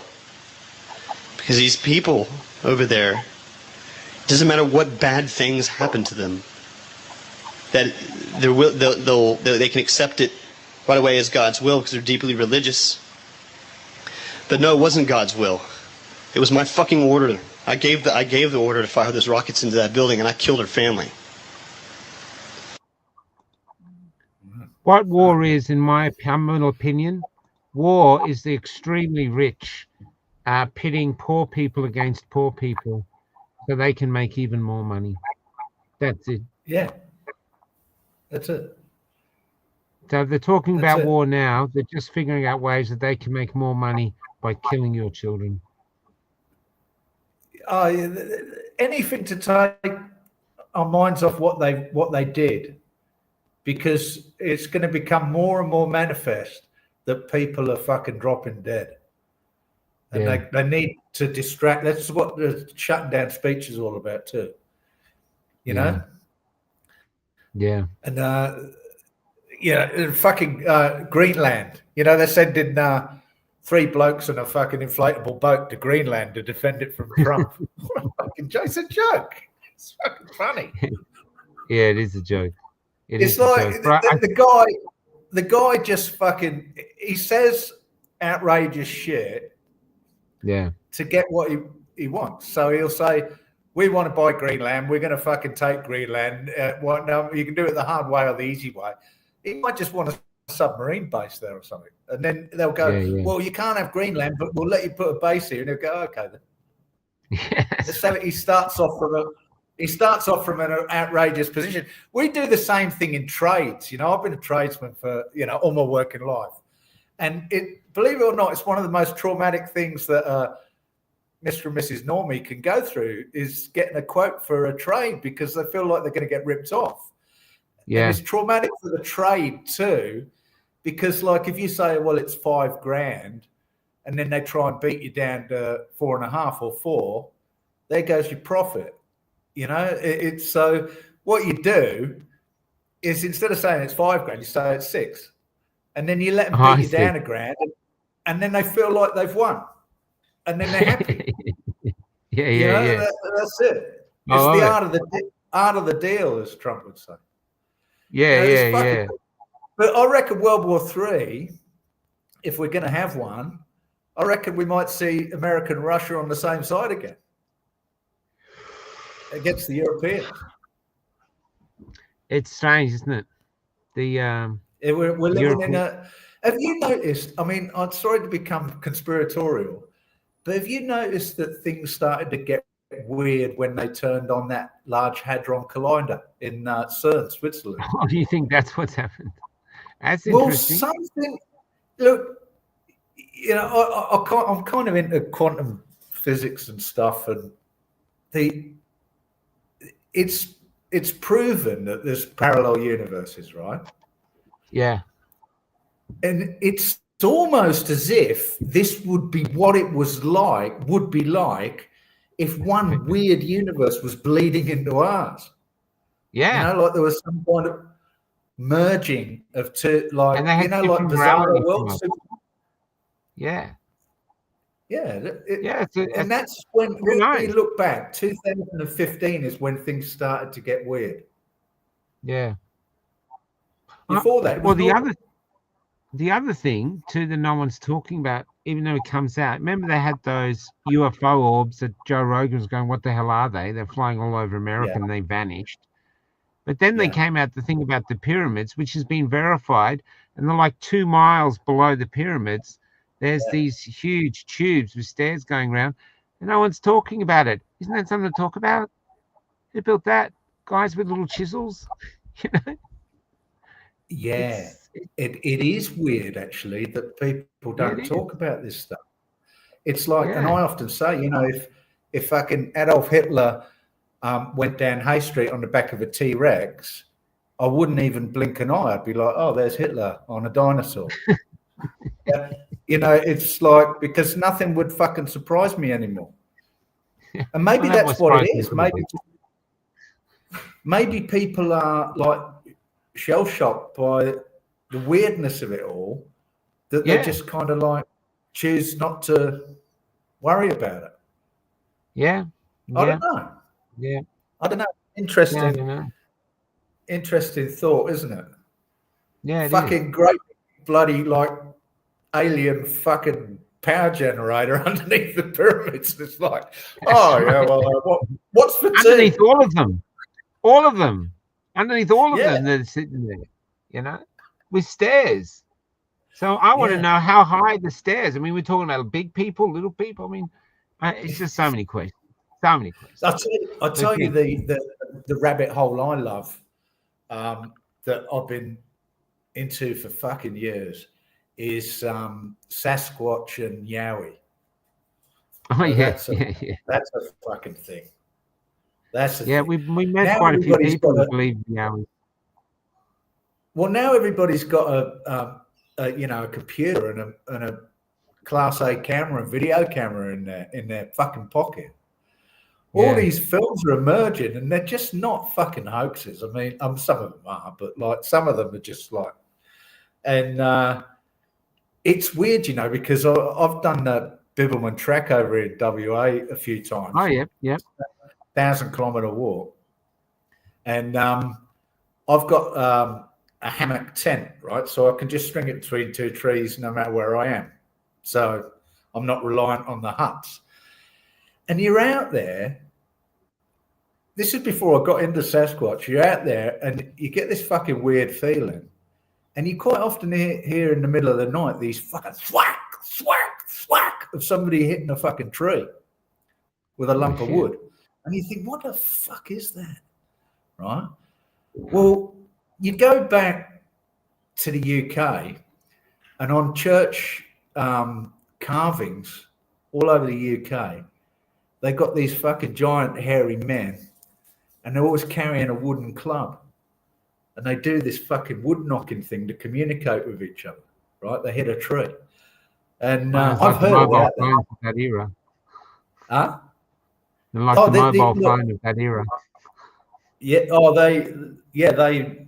I mean, this phenomena has been going on since the dawn of time. It's like the Epic of Gilgamesh is the first like saga from Assyria, and in it, Gilgamesh, who they reckon is Nimrod from the Bible, he meets this giant hairy man with a club in the forest, in the cedar forests of Lebanon, and he does battle with him, but they're of equal strength. So they become best mates, and they go off on the rest of the quest to meet Noah, who's got a different name, but he survives the flood in a boat with 8 other people. So it's Noah. And so there's a Sasquatch in the Epic of Gilgamesh. And if you look for it, it's all peppered through legend, all through history. Wow. Yeah. Wow, that's interesting. I haven't heard that before. That interesting. No, we met some guys. There's a friend of mine, Michael. he sees a lot of Yowies. He reckons that they're interdimensional beings. And up near Port Macquarie and Mullumbimby, apparently there's a lot of Yowie sightings there. I haven't personally seen any, but yeah, it's look. The we only actually reason don't know what the world. The only is reason I living. mentioned it, Michael, was because you mentioned the orbs. Because Yeah. they're associated with orbs. Orbs Oh, are seen in Sasquatch, and they're supposed to be disappear as well. So you'll have a mud flat, and there'll be footprints, like giant footprints going through it, and then all of a sudden they disappear in the middle of this mud flat. There's only one way for them to go, and that's up. And the Navajo, they say that they come down in they call a moon, right? So a big glowing ball. They come down, they drop off like 3 or 4 of them, the Sasquatch, and they used to feed them and trade with them and all this, right? They see them as a tribe, like of real flesh and blood creatures. But they say they drop them off in a moon, and then there's these other creatures who are like kind of in charge that look a bit like humans, and they kind of wave to the Navajo, and then the moon takes off, which sounds suspiciously like a spacecraft, doesn't it? yeah, it does. I mean, yeah. these are old accounts from the 19th century, not modern ones. This is written down in the 19th century that they come down in a big moon. So, mate, look, well, they've got those Aboriginal paintings of people that look like they're wearing helmets. You know, this is, and here's to say, I'm really getting to a point where I'm open for everything. I don't really know. I just today, though, you just get baffled with our own people, because I think watching these politicians today, it's clear that they're serving the people by doing this, but it's just not us. Not the Australian people. They're serving other people. They're serving class. You look at all the comments on everything. Everybody is outraged. I saw one old woman say, I'm 84 years old. This is the saddest day of my life. She's so demoralized by what's going on. So absolutely the people are not for this. I don't even think the Jews want it. I saw the Jewish people say they don't want it. They're just bringing this in for someone else other than us. And they did that with COVID. They did that with all this other bullshit they're doing. They did that with the climate change and all these turbines that don't work and all the solar panels that aren't connected. And now they're just pushing further. And they'll continue to do it until we stop them. That's right. The power is actually with us. The free speech isn't the end of it. That's like the beginning. That's the beginning. No. Then they really get to brutalize us. No, the free speech is just handcuffing you and gagging you. And then you're just a spectator to watching the prison that they're building for your children and your grandchildren. That's it. You've often said like that you wave to ASIO and all that. Do you think they really watch you, or is that just a ASIO? joke? Yeah. It's. I don't know. What I heard is John Stapleton said they passed a law about 15 years ago that every reporter is now a person of interest to ASIO. So ASIO has a file on every single reporter. And so it makes sense logically that they would have files on anyone, that anyone like me. What I do fear, though, because people say, "Oh, why?" They all think, "Oh, actually, I'll come back to that." I do think they do, but I don't have any evidence except really, really funny, strange things. Now, there's our phones screw up. Sometimes we used to log on to our computers and we were locked out of everything day after day. We'd have to come in sometimes twice a day and we'd have to log back into everything. And so there's just so many strange things. I don't think I'm of any great importance to them security wise. I think they're using me and other people like me, Topher, even Hoodie. I hate to say it, but I think they're using us as honeypots. They're making a note. This would probably lose all my audience. They're making a note of who watches us. Yeah. And finding out who are the dissidents, who are the speaker, who are the ones that are talking out, who are the rest. and they're making a list somewhere. I think for the global Checking it elite, twice. who are the dissidents. So I'm just letting you know. You might have to realize that. I think this is the reason they've left me on, because when they took down my Facebook page, they easily had the ability to take down everything, but they didn't.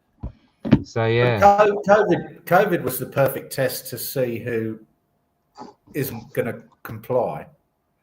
So That's you'd be right. on a list for that anyway, right? Yeah. But So if they are watching, can I say something to them? Sure. Right. I understand that you perform a vital function, right? And I've got nothing against you.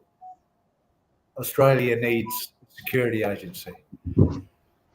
But these laws that they've just brought in the modern era have only ever been brought in by totalitarian regimes. That's right. So you're going to find that your function is going to transition from the legitimate protection of Australia and Australians to the persecution of normal Aussie mums and dads. Yeah. Right? And what I'm going to tell you is this: you will not be able to protect your own children and their children. No. Right? You're living in So the same thing. what I suggest you do is every now and again throw a handful of sand in the gears rather than greasing them, because you don't want to be the Gestapo, and you don't want to be the Stasi. Right? We're all brothers and sisters. We're all Australians, and we're not the enemy. We're just normal It's people. same for the police officers. Yeah, beautifully said, Simon. It's same for the police officers. If the police officers in Melbourne had refused to shoot us at the shrine and said, we're not shooting Australians with freedom signs on the Shrine of Remembrance, if they'd stood down, we probably wouldn't be here now. But instead, and I got this picture here, I didn't take this one, but there it is there. That's the future of Australia there. So here we are. Oh, they look nice. Yeah. They look nice. So this is it. Like this, if these police officers had been charged for this old woman, we wouldn't be here. Or if these guys had said, these Australians, these highly trained Australian guards, and people think they're from overseas, but they're not, they're Aussies, because one of them's spoken to me. If these guys had said, we're not going to shoot grandmothers, you're kidding? We're here to protect Australians from terrorists, not from Australians. They look like they're in the Mickey Mouse Club, don't they? They look like they're in the Mickey Mouse Club. But if they actually found some decency in them, some patriotism in them, then they could be the heroes of their time. Instead, it's good that they hide their faces, because it shows that they're ashamed of what they're doing, even though they're enjoying it. So they should be very ashamed. Now, is this the one? Yes, this is our current studio.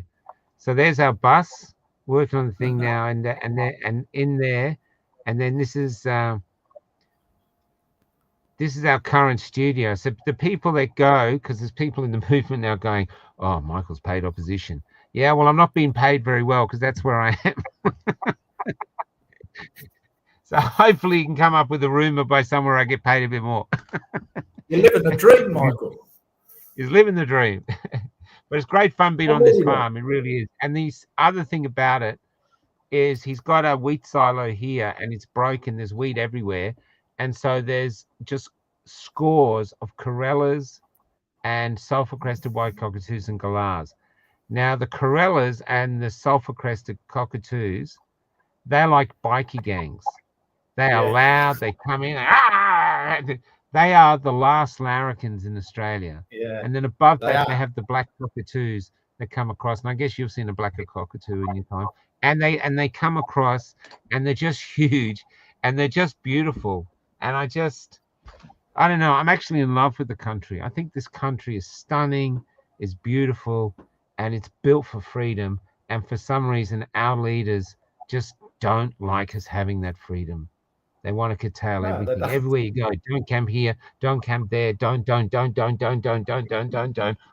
Fuck off. Fuck off. Can I say something about that, Michael? Yeah, go ahead. Yeah, fuck off.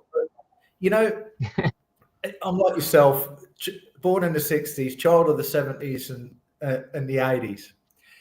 And you know the boiling frog analogy, you know, put it in the cold water and then turn the temperature up and nobody notices. And I've been saying for fucking 2 decades, they're fucking boiling the water. They're boiling the water. It's like I've noticed it, you know. You think about it. When you were a kid, you know, the old man could put you in his lap and drive down the fucking road, and you're like on the steering wheel, no seat belts, etc. Right? No. And they just like, it's just every fucking day something new. You know, it's like they don't care about seatbelts. They don't care if you fucking die. I mean, they don't stop you from going climbing Everest where there's fucking corpses everywhere, or climbing a cliff, or fucking jumping out of an airplane. It's nothing to do with safety. It's about power and control. And they've got a thirst for it that will never be quenched.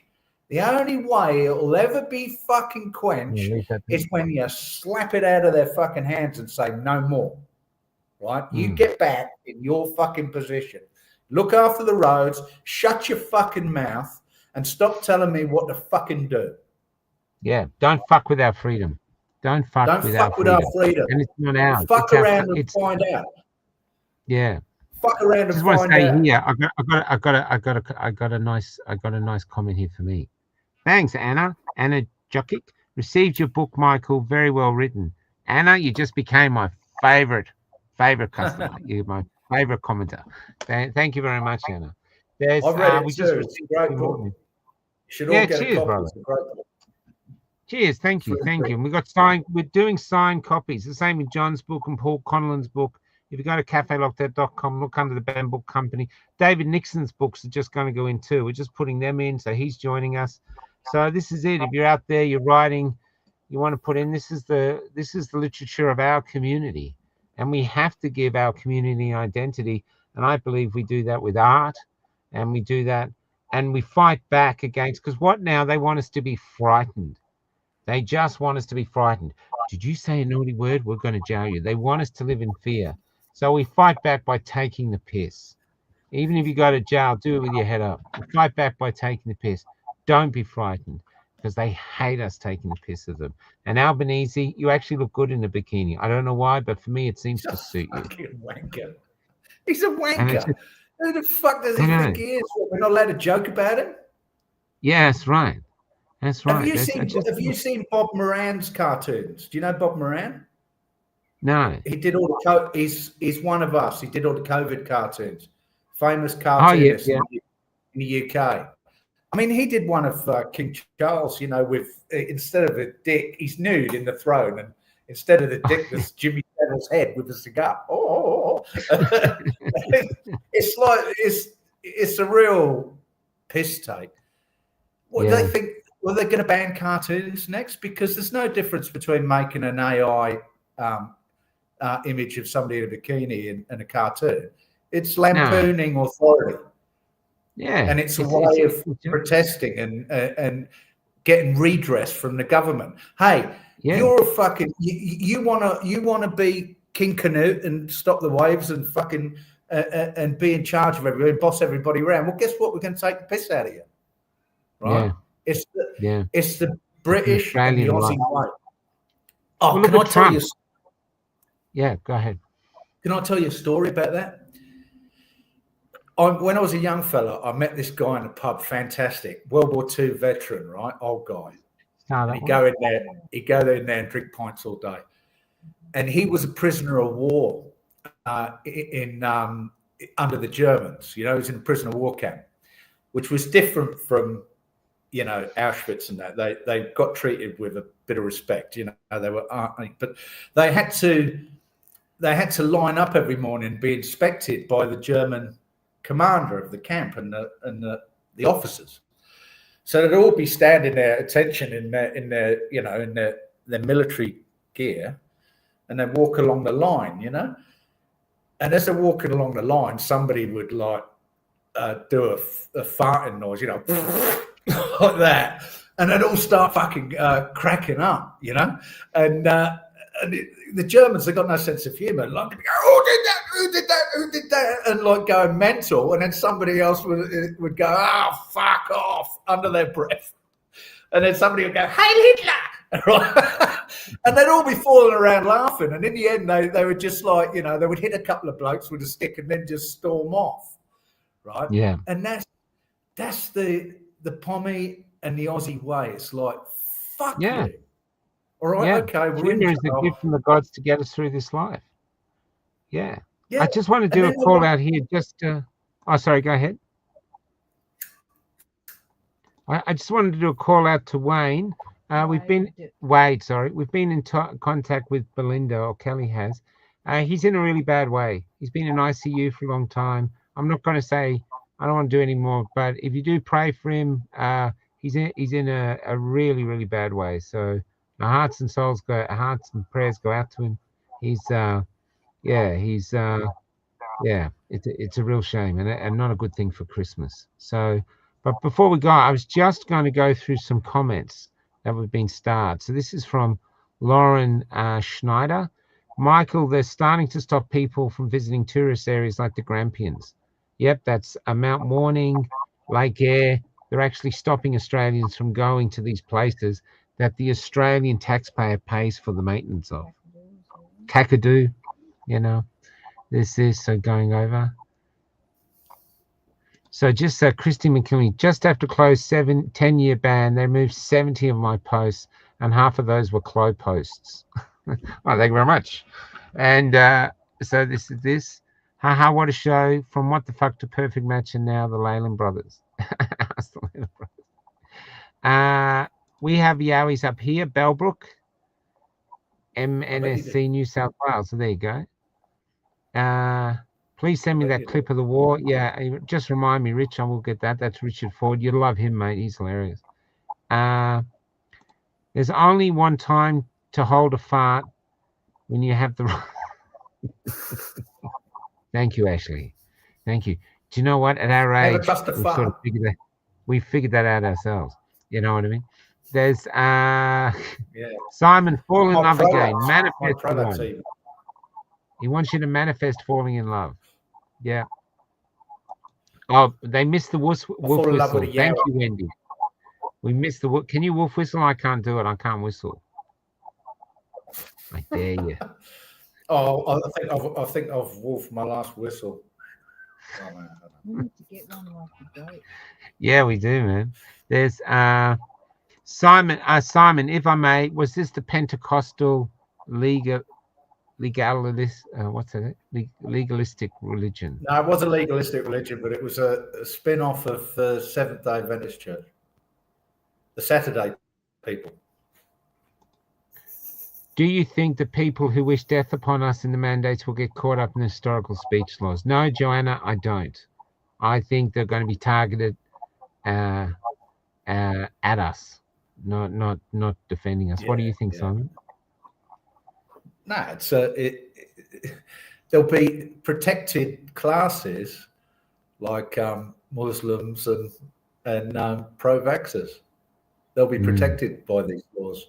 They're for us. They're to shut down dissent, criticism of the government. That's the only reason. It's got nothing to do with anti-Semitism either. No, it's your voice, the kid's voice, your grandkid's voice, everything. Yeah. Yeah. Kakadu is banned too. And lastly, are we sure Albuquerque? Now that's Australian. See, that's it. He wants to ban it. Now he's known as Albuquerque. That's hilarious. Yeah. Is Australian. This is what Aussies do. Take the mickey out of each other and laugh. I miss that. I miss the things of Australians taking the piss out of each other. It's a beautiful thing. And yeah, it's really strange. Banter. Really strange. Banter. And that's what used to happen between men and women. When I first entered the workforce, you know, the men and women were doing it constantly. Whatever job I had loads of jobs, and the men and women were always bantering, always innuendo, both of them doing it at each other. Yeah. And, you know, and some of them ended up married, and some of them ended up shagging, and some of them didn't. They just liked each other's company. But it was healthy and it was fun. And there was a bit of, you know, they were cocky, they were attractive with their charm. You know, and it's just, it's ridiculous now. I remember in the Post, I was working at Australia Post, and this woman came in and said to the men, under no circumstances can you make any move whatsoever on any female employee.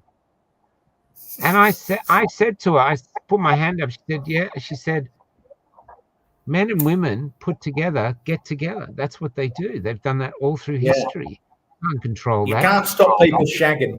And she just did this. She said, well, you can't do it anymore. You can't do it anymore. This is the policy. This is the policy. I'm just doing my job. She didn't have that, but that's what she meant.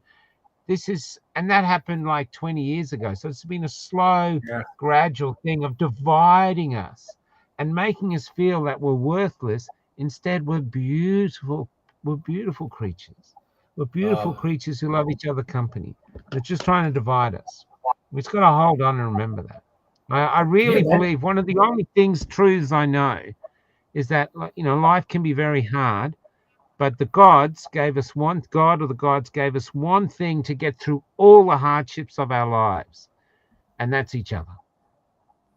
And that's what we have to hold on to, and that's what they're trying to divide us. Now they're trying to divide us. And a dog. A good dog. A good dog will get you through. A good dog. Simon, you start manifesting bigger than a dog. Something, bigger than a dog. I had a girlfriend once who said to me, we were lying in bed one morning and she said to me, it's time to move this relationship up to the next level. And I said, well, what do you mean? She goes, well, I'll move in with you and all that. And I said, I kind of like things as they are. And she jumped out. She was a little redhead, built like a stripper. Ooh. She was real spunky and fiery, Aussie. And she jumped out of bed and she started putting on her clothes and really angry. And she said to me, it's all right for you now. You're young and attractive. But she goes, one day you'll be old and alone in this big old house all by yourself. And she goes, then what will you do? And I said, I'll get a cat. And I got a cat.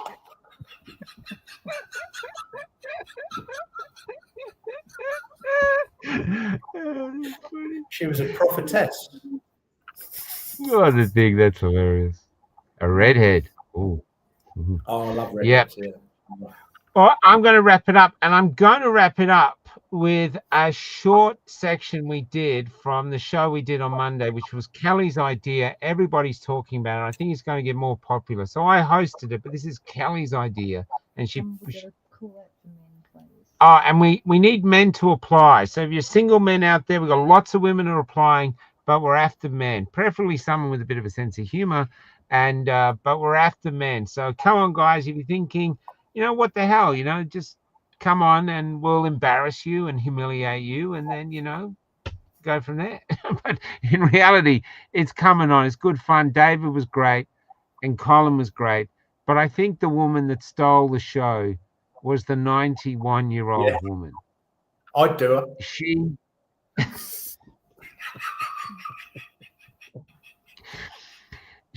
That's like the opposite of a pedophile, isn't it? It's like the polar opposite.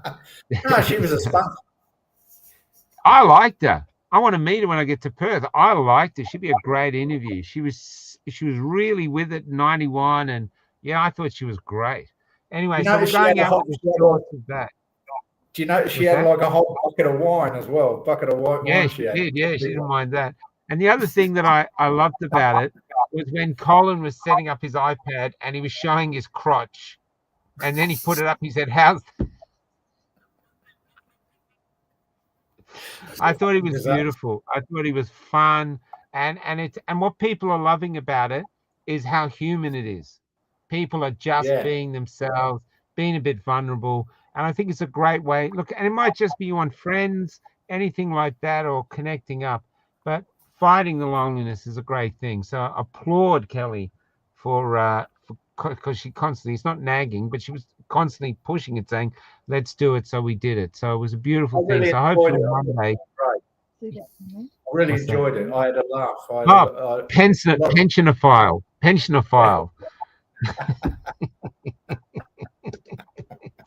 And this person wants to know. She knows she wants it. Was it a ginger cat? Yeah, it was. Yeah, Ginger Oh, Tom. we need to get a transvestigator on. So I had Graham on the other day talking about what was it? Elite gender inversion, and he said there's Yeah. certain things as transvestigators. We need to get a transvestigator on because I want to understand how you actually do it. I got an idea how you do it, but maybe there's a better way. There's a better way. Yeah. Yeah, that's funny. All right, so we're going to go out. I'm going to play this now. This is Colin. Simon, thanks for a great show, mate. I'm going to get you back on again. It's been a delight to have you on, despite all the Starlink difficulties and stuff. And see you tomorrow, guys. I think Lee's coming on tomorrow again, and you know, he's a profound guy, Lee. So we have him on, and going from there. And we'll probably replay after this. Oh yeah, the Rainer Fulmick interview. That we did that. I posted it before this show, but I'll replay it now for people who've missed it because it's amazing. What we found out is there's loads of doctors, like we have William Bay and Paul Oosterhouse and all these others, and they're suspended. Well, in Germany, they're in jail. Yeah. You speak out about COVID in Germany, and the doctors are in jail. Doctors are in jail for speaking out against COVID in Germany. Extraordinary. Yeah. And going from there. We'll win this war, though. We'll win. Yeah, we will. Don't We will. We'll We win. will. I'm going to have something to eat. Take care, Simon. Thanks, brother. That was great. Yes, Stay in the Michael. studio. I'll check Thank it out you. too. See everybody. great. Thanks for coming in. Spread the word and let's stay feisty and funny. And if they want your digital ID, tell them I've got my digital ID. It's written on the end of my it's written on my finger now. Can you see it? It's just there. Yeah. Fuck Good night. off. Oh, this is it. This is Colin. You're gonna. I might stay on. There's a bit of a party going on there. Elvis, how do I reverse this photo? Camera back. We need it that he can see his own face. G'day, Alexander. Look, just take your finger away, Colin. Your finger was here. All right. So I'm done, am I? Don't touch over here. Just make sure that his face is on the screen. It's on the screen. It is now, isn't it? Is that right? That's you. Oh, yeah. Worked it Colin, out. can you see us? Look at the screen. Can you see us? I can see you loud and clear, as they say. That's great. That's great. Now, Colin, you live in WA. Hey, Rich, we're still on the show. Sorry, I'll call you back in a sec. the noise was me youngest granddaughter is 13 today, so. Oh, we won't hold you up for too long then. Can you just don't put your thumb on the camera. Just don't, and look at us. Can you look at us? Yeah, I can look at you there. Now, Colin, we don't bring it up, but just, I don't know if you can still do it, but how long has it been since your partner died? 2,145 days today, yeah. How beautiful is that? It's been very difficult for you. You've had an extraordinary life since, but are you ready now to meet some friends or a companion? I do meet a lot of friends every day, sort of thing, and that. But yes, I'm not long thinking about a companion. Probably, yes, yeah. Mm. And what would you like in a companion, Colin? If you had a choice, like if you could go to IKEA and there were shelves of women, what's your thought? Well, see, one that can talk, I suppose that's a start, and. Yeah, just general company sort of thing, you know. Yeah. Please tell me that's your thumb. Sorry. How's my thumb looking? Oh, I got it now. I got it made. Yeah, just whatever creeps up, sort of thing. You know, as long as she's honest and clean and tidy, sort of thing. Yeah, how's Wouldn't that? it be great to meet him? If he met someone? A sense of humour, maybe. Great. a sense of humour would probably go down well. Is someone there with you, Colin? A 93-year-old friend of mine as well at the moment. Not 93. Oh, sorry. Yeah. Colin, could you get someone to hold the phone for you so you can concentrate? You don't have to. Is there someone there who's younger than 93? Maybe I could put it down. It's me iPad. Yeah. Or what do you call it? The iPad. Yeah. Hang on. I've got it. Amy sorted out for me, so I could. to do this here. How's that look?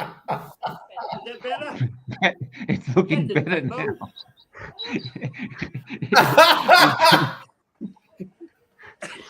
That's perfect, Cole. That's perfect, my lovely man. Well, see, didn't take long. Yeah. Now, how much do you love people? I mean, whenever I've met you, you love hanging around He's a with great people. man. Oh, You still got that? Honestly, he's a gorgeous man. Have you met him, absolutely. Simon? Yeah. Love getting around people. We're having another big party on Saturday as well. Have you met him, Simon? Oh, Simon frozen. Catch up No, with a few friends no, in there. never. Yeah. When we're over, we'll get you together. He's Great. incredible. I'll bring out the ham and silver side. So yeah. Sounds good. Here it Any comes. questions for him from So you can cook too, Colin, can't you? You're quite savvy in the kitchen. Well, I make the world's best Christmas cakes. People say, geez, you're a good cook. I said, I can read a recipe that was in Wendy's family for about 150 years, and I follow a recipe. And I've got a stove that does all the work. I do bugger all, really, but I'm, classified as a good cook. But I can knock up a good food, yeah. I can vouch for the Christmas cake. There you go. That was fucking gold. Who's that? So can we. We've had Who's one. that? Who's the person next to you? That's my dear friend Patty. Hello, Patty. I'm 91 and looking for a companion also. Oh, Well, there you have. You're not okay. No, stick around. Get back. Let's start smooching, Patty. We'll get into this. Put you both in together. Yeah, well, there you go. See, haven't been looking properly. Hello. Patsy. She's a drink or two. Test her out with a Coke, Yeah. Yeah. Patsy, what are you looking for in a partner, Patsy? Patty. What are you looking for in a partner, my dear? In a partner, just somebody to be honest, take care of me when we go out, and not to take advantage of me. Oh. Now that's Oh, gold. bless her heart. That is just humans being human. Yeah. That is gold. That is just beautiful. We don't need to be governed. Leave us the fuck alone. We enjoy each other's company. Yeah. We'll get through. Yeah. This is called the Do Lonely you notice Ballerina.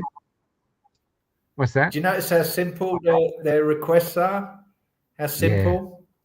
Yeah, I know. Just somebody who's good company. You know? Yeah, I know. It's beautiful. It's really beautiful. And anyway, this is called the song's Lonely Ballerina. It's from a musical I wrote, and I just put it to this old woman dancing. So this is for the old woman there too. The old woman in this has dementia. I nicked it off the internet, but yeah. Anyway, go from there. Good night, everybody. See you tomorrow, and see you tomorrow if you want to come on with Lee at 8 o'clock. Simon, you rock, brother. Thanks for a great show. See ya. Cheers.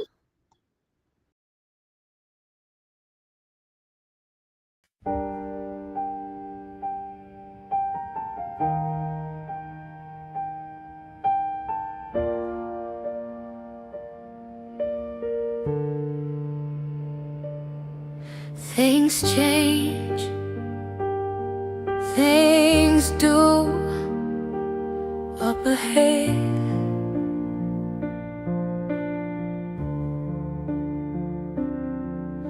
The story you're writing isn't written yet.